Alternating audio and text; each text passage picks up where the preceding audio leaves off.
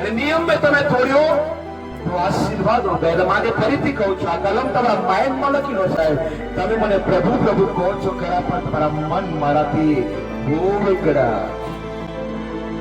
તમે મને ઓઠોથી માન આપો, ખાલી ઓઠોથી મને માન આપો.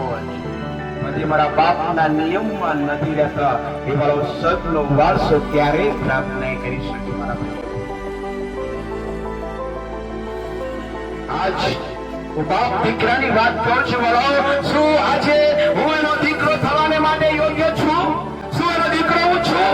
એનો દીકરો આજ્ઞામાં નથી, વચનમાં નથી. બાપમાં છો તો એના દીકરા થવાનો મને તમે કોઈ અધિકાર નહીં. આપણે એના દીકરા નથી, પણ આજે આ વચનથી હું તમને કહું છું, એના દીકરા દીકરીઓ બનીએ. મૂકીને સેવા દુનિયાની બધી જ મોક્ષો બધું જ અહીં આવી રહી જશે. કશું મારી તમારી સાથે નહીં, પણ ન્યાય તો છે સાહેબ, એ તો સત્ય છે અને કોઈ ઠોકરાઈ શકતું નહીં. સત્ય છે અને કોઈ ઠોકરાઈ શકતું નથી.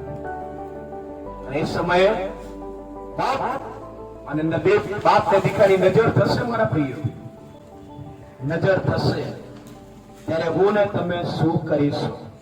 બાપને હું જોઈશ, બાપ મને જોશે, પણ મોકો નહીં મળે સાહેબ. ફરીથી કહું છું, દુનિયાની એક રોટલીને માટે તમે નિયમ ના તોડશો. થોડા પૈસાને માટે નિયમ ના તોડશો. હોય ના હોય, દેવના ઘર બાબાનો ક્યારેય ના ચૂકશો.